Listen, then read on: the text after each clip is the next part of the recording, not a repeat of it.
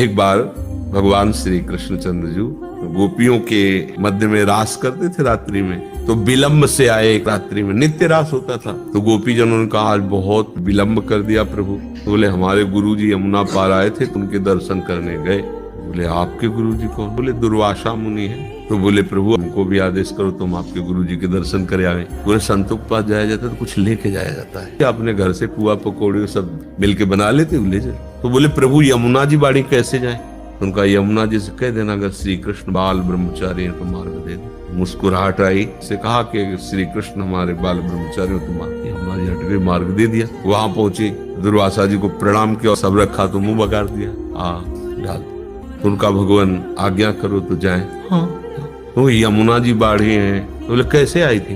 बोले प्रभु ने कहा था कि हम बाल ब्रह्मचारी हैं तो मार्ग दे दो। यमुना जी ने मार्ग। तो बोले कह देना दुर्वासा अगर दूब के रस के सिवा अपनी जबान में कभी कुछ रखा ना हो तो यमुना जी मार्ग गई। पर यमुना जी से कहा कि दुर्वासा जी अपनी जिह्वा में दूब के रस के सिवा और कुछ ना रखा हो तो आप यमुना जी ने मार्ग दे दिया। तो आश्चर्य हुआ, प्रभु के पास गए। प्रभु ने कहा गुरुदेव से मिला है। पर प्रभु हमें लगता है आप गुरु चेला दोनों झूठे हो। बोले क्यों? बोले शास्त्रों गोपियों के साथ रास करते हो, हंसते खेलते हो। ब्रह्मचारी का जो होता है वो स्पर्श से भी बचता है। बोले पर यमुना जी ने मार्ग दे दिया। और उन्होंने कहा कि अगर दूध के रस के सिवा जबान में कुछ न रखा हो तो पुआ खीर तो हम ही पवा के आ रहे, तो झूठा नहीं हुआ। भगवान ने कहा तुम्हारी भावना थी, तुमने पवाया।